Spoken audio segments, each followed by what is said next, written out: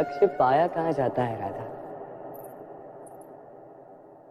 लक्ष्य तो जिया जाता है। मैं कभी तुम पर अधिकार करना नहीं चाहता, कभी तुम्हें प्राप्त करना नहीं चाहता।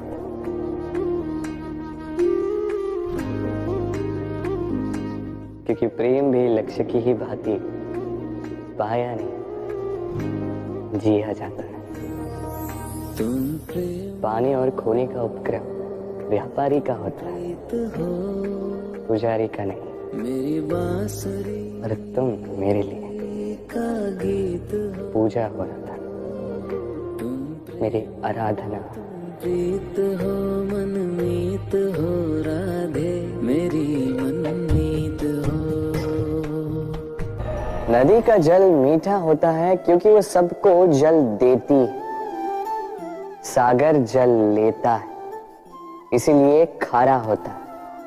और नाला उसका बहना रुक जाता है और इसी कारण से वो दुर्गंधपूर्ण हो जाता है, किसी काम का नहीं रहता।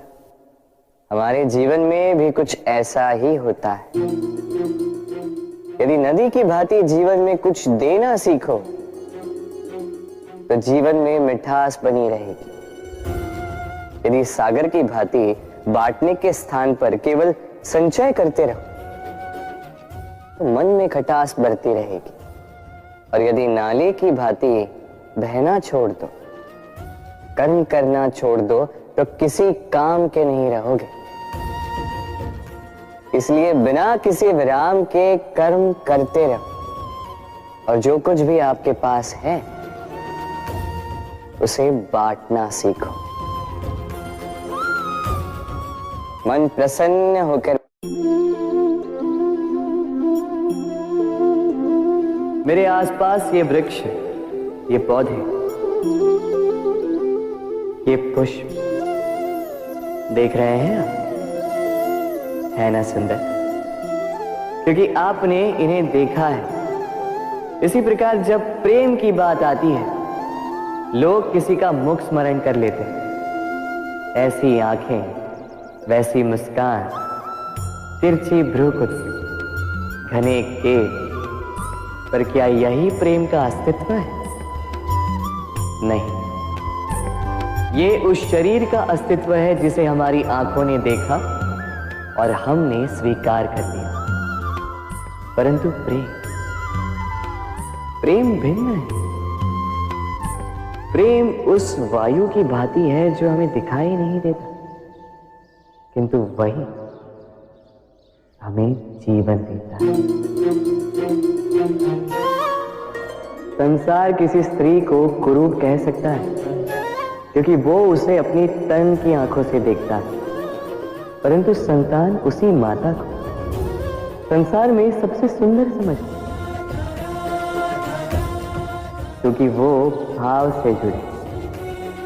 तन की आंखों से देखोगे तो वैसे भी पहचान नहीं पाओगे जैसे राधा मुझे पहचान नहीं पाई। इसलिए यदि प्रेम को समझना है तो मन की आंखें खोलो और प्रेम से कहो राधे राधे।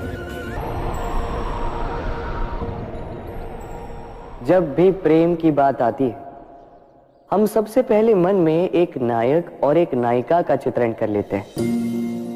क्यों? आपके साथ भी यही होता है ना? पर क्या प्रेम केवल नायक नायिका के आकर्षण का बंधन है?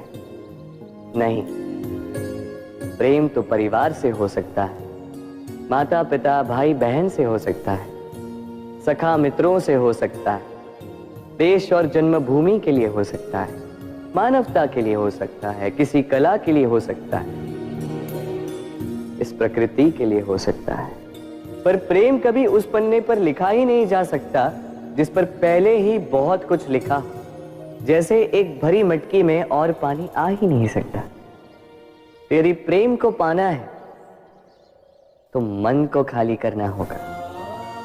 अपनी इच्छाएं, अपना सुख सब त्याग कर समर्पण करना होगा। अपने मन से व्यापार हटा दो, तभी प्यार मिलेगा। और मन प्रसन्न होकर बोले, राधे राधे।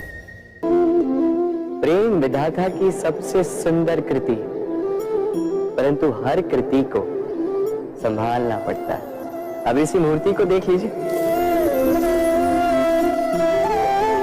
जब कलाकार ने इसे रचा तब ये बहुत सुंदर थी, परंतु इसके पश्चात इसे संभाला नहीं गया। इसके स्वामी ने इसके देखभाल का कर्तव्य ठीक से नहीं निभाया और अब यह मूर्ति असुंदर लगने लगी। इसी प्रकार केवल कह देने से प्रेम नहीं हो जाता।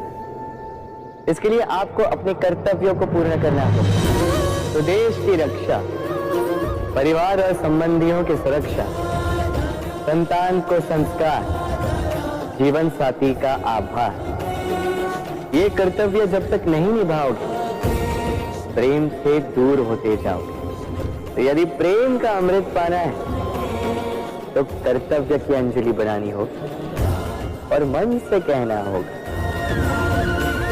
राधे राधे। प्रेम संसार का सबसे पवित्र बंधन है, पर सच पूछो तो ये बंधन से मुक्ति है, स्वतंत्रता है।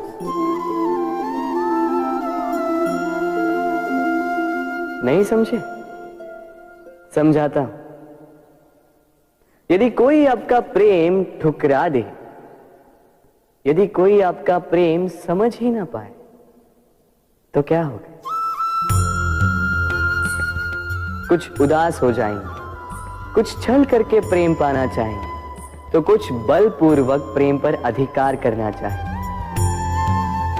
किंतु यह आवश्यक नहीं कि जिससे आप प्रेम करते हो उसे भी आपसे प्रेम, क्योंकि प्रेम कोई वस्तु नहीं है, न राज्य है न धन जिसे आप बल से अपने वश में कर सको। प्रेम वो शक्ति है जो आपके लिए हर बंधन तोड़ सकती है, किंतु स्वयं किसी बंधन में नहीं फंसती। तो जिससे भी आप प्रेम करते हो उसे स्वतंत्र छोड़ दीजिए, क्योंकि स्वतंत्रता ही वो भाव है जो जीव को सबसे अधिक प्रिय है। प्रेम सच्चा होगा तो उसे अवश्य समझ में आए। तब तक के लिए निस्वार्थ भाव से प्रेम कीजिए, स्वार्थ हट जाएगा तो प्रेम आ ही जाएगा और मन प्रसन्न होकर बोलेगा, राधे राधे। मनुष्य का स्वभाव है कमाना, संग्रह करना, फिर चाहे वो धन हो, नाते, संबंध हो या हो प्रसन्नता। परंतु क्या आपने कभी सोचा है, नियति ने ये संग्रह करने की प्रकृति मनुष्य में क्यों डाली? एक बीज से पौधा पनपता है, उसके भोजन से फल संग्रहित होता है। क्यों? इसलिए ताकि वृक्ष उसे स्वयं खा सके? नहीं, बल्कि इसलिए ताकि वो भूखे जीवों में बांट सके। अब आप पूछेंगे कि इसमें वृक्ष का क्या लाभ? लाभ है, क्योंकि जो बांटता है वो मिटता नहीं।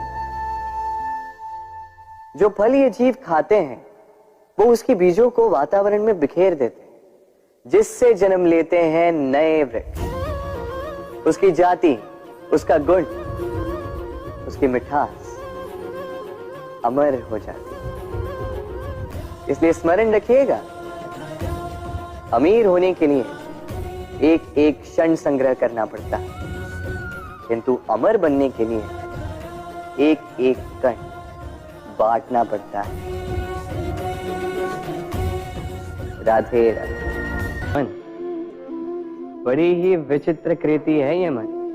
शरीर के किस अंग में बसता है कोई नहीं जानता, किंतु संपूर्ण शरीर इस मन की इच्छा साकार करने के लिए प्रयास करता रहता है।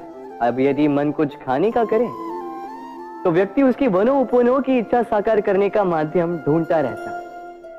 अब यदि मन किसी को शत्रु समझ ले तो व्यक्ति उसे नष्ट करने का हर संभव प्रयास करता है। अब यदि मन किसी से प्रेम करे तो उसकी प्रसन्नता के लिए हर सीमा लांघने के लिए सज्ज रहता है।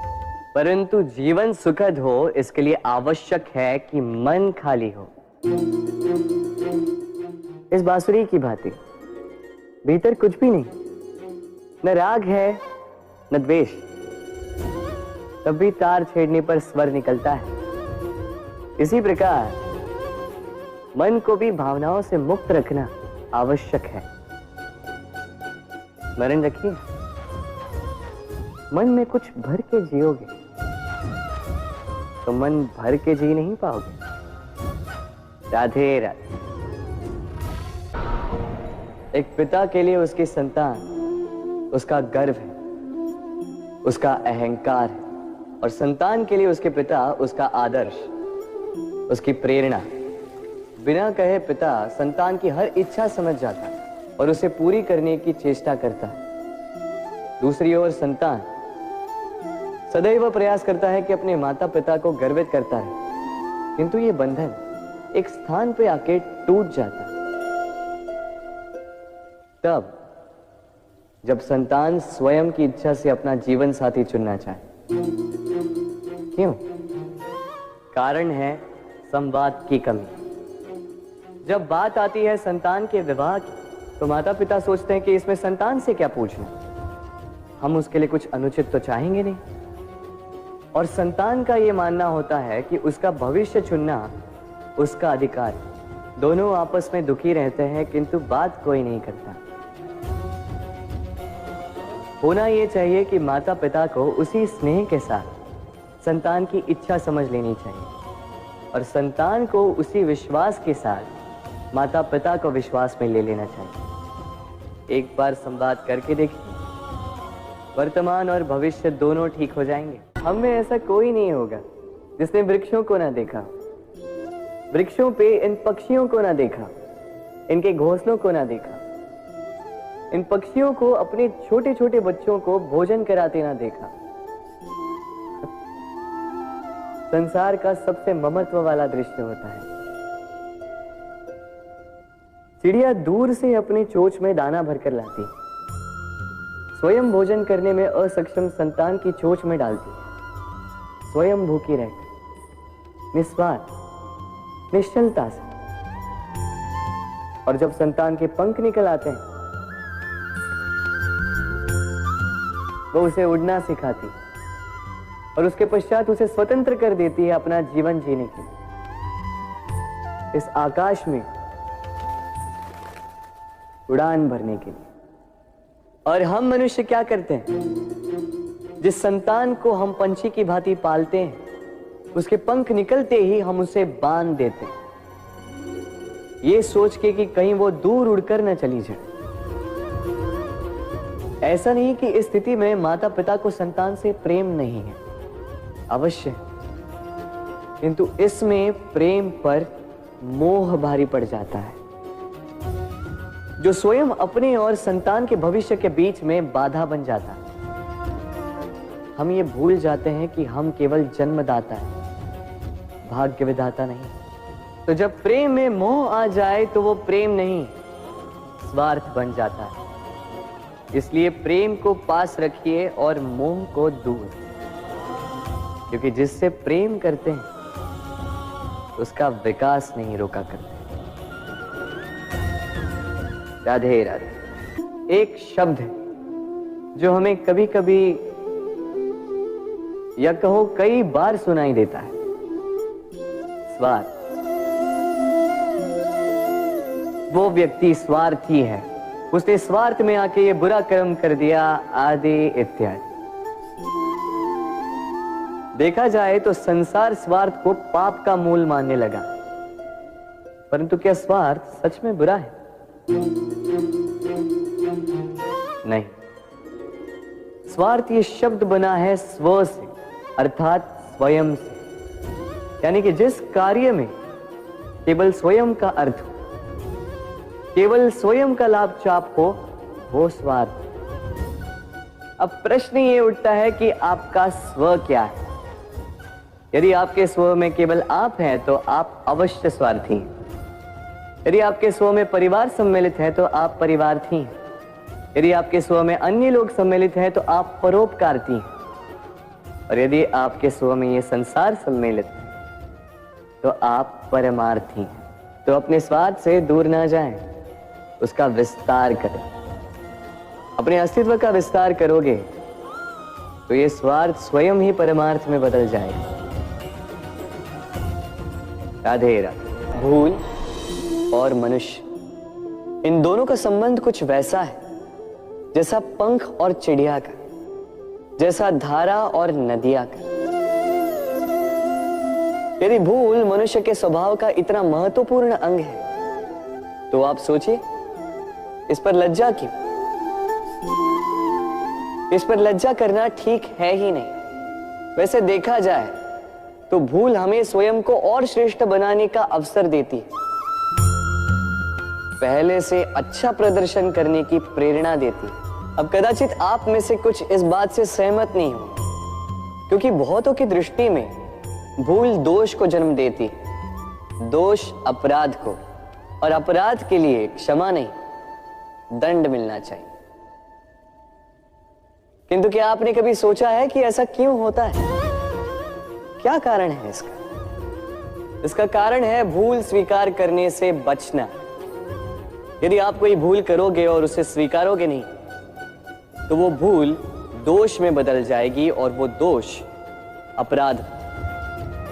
तो साहस रखिए, अपनी भूल को स्वीकार करना अपनी भूल को सुधारने की दिशा में सबसे पहला कदम होता है। और स्मरण रखिएगा, यदि कुछ अपराध है तो वो है समय पे अपनी भूल ना स्वीकार। राधे राधे। कितना सुंदर पुस्तक है, सुंदर आवरण है, सजाए हुए पृष्ठ है।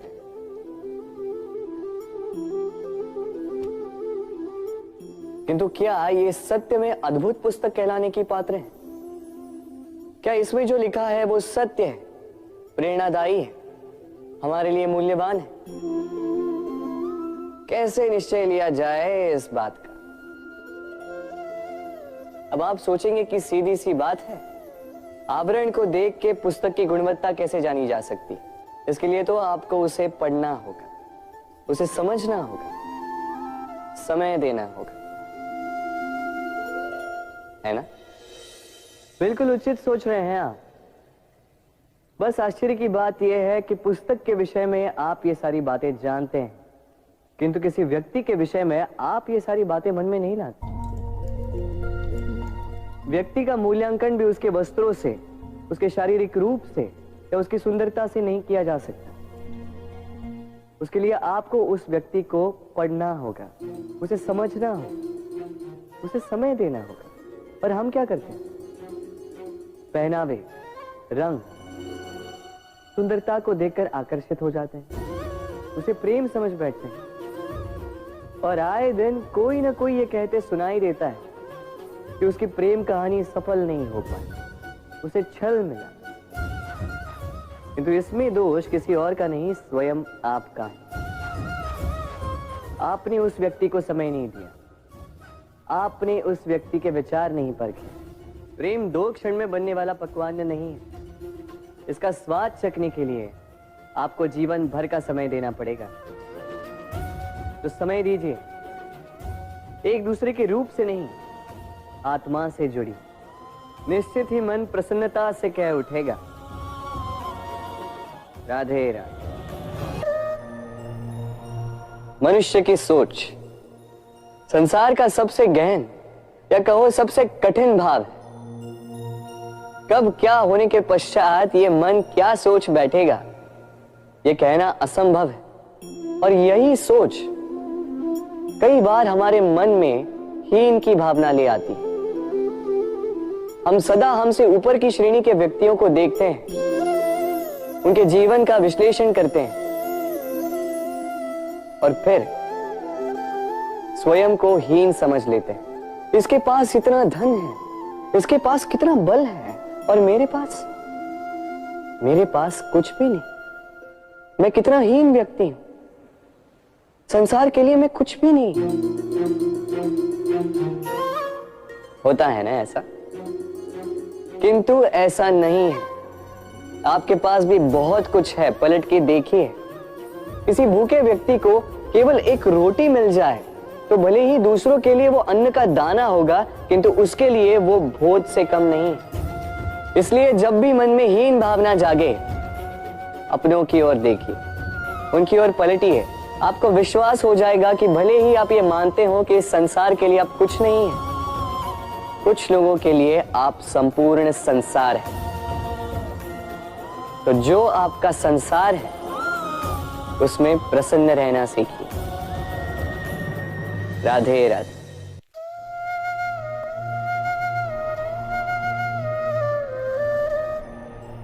असमंजस में होंगे ना कि मैं क्या कर रहा हूं, क्या लिख रहा हूं, देखना चाहेंगे?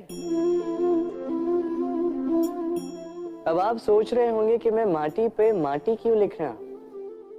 इसके पीछे एक बड़ा कारण, किंतु वो बताने से पूर्व तनिक मुझे पानी पे पानी तो लिखने दीजिए।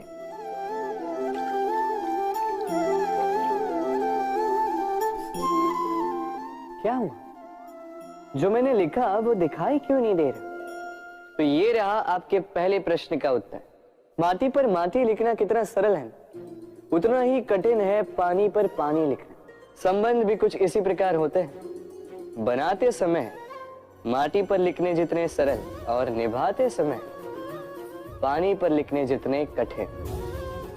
अब प्रश्न ये उठता है कि पानी पे लिखा कैसे जाए।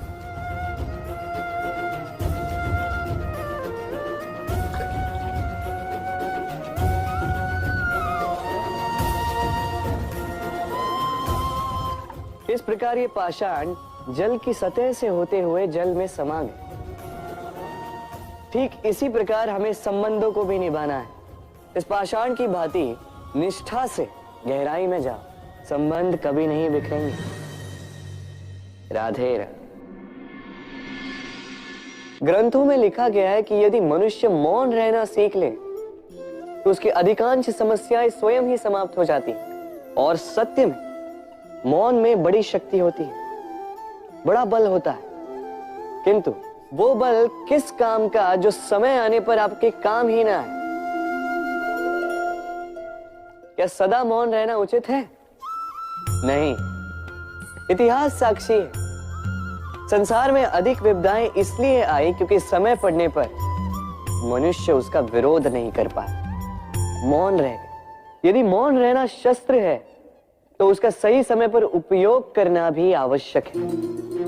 यदि अकारण मौन रहोगे तो बुरे तत्व उसे सहमति समझ लेते, फिर धीरे धीरे वो आपका स्वभाव बन जाता है, आपका अभ्यास हो जाता है, और फिर आपका व्यक्तित्व एक साधारण से पाषाण के भांति बन जाता है। अपनी वाणी का आवश्यकता पड़ने पर सदुपयोग कीजिए। वाणी को कब वश में रखना है और कब मौन नहीं रहना है, इससे भी अधिक महत्वपूर्ण है ये समझना कि उसे कब तोड़ना है। राधे राधे। जीवन में हम कई लोगों से मिलते हैं। आप भी ऐसे कई लोगों से मिले होंगे जिन्होंने स्वयं को असफल मान लिया, निराश हो चुके, जिन्होंने ये स्वीकार कर लिया है कि इस जीवन में उनसे कोई कार्य हो ही नहीं पाएगा, वो कुछ कर ही नहीं सकते, किसी कार्य के वो योग्य ही नहीं। किंतु ऐसा नहीं। इस संसार में ऐसा कुछ भी नहीं है जो योग्य नहीं है। कोई ऐसा अक्षर नहीं है जो किसी मंत्र का भाग ना, कोई ऐसी जड़ी बूटी नहीं है जो औषधि ना, कोई ऐसा विष नहीं है जो समय आने पर अमृत ना बन जाए। और इसी प्रकार कोई व्यक्ति अयोग्य नहीं होता, उसे अयोग्य बनाती है उसकी सोच। इसलिए स्वयं को जानो, जान जाओगे कि आप क्या। अपने अंतर मन को जगाएं। आप देखेंगे कि जिस संसार की नींव ही बनी है आशा से, उस संसार में निराशा, हताशा और हार जैसा कोई भाव अस्तित्व ही नहीं रखता। राधे राधे।